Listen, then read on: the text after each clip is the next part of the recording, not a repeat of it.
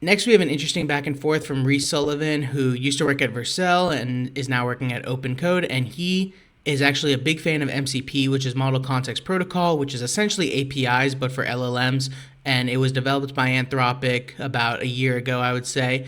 And it's gone a lot of up and down because originally when it was first developed, a lot of companies released their MCPs immediately, but they just performed very poorly and they didn't do what they said. And it's kind of that issue of like making sure that the LLMs respect the context. Like, it's not enough to just have the context. It also needs to be like framed in a way that they're going to respect it and execute on it.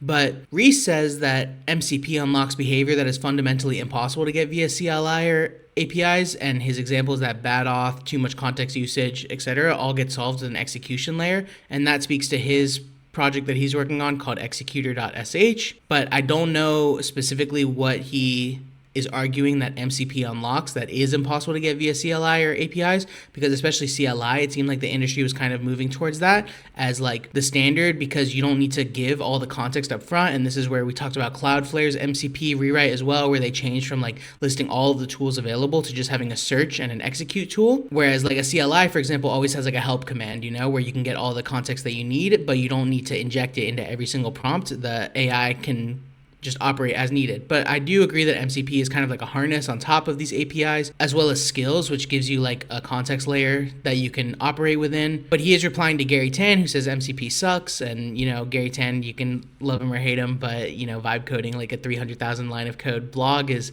something. But Reese has this blog where he goes into the idea of the execution layer, and he says LLMs are in desperate need of execution.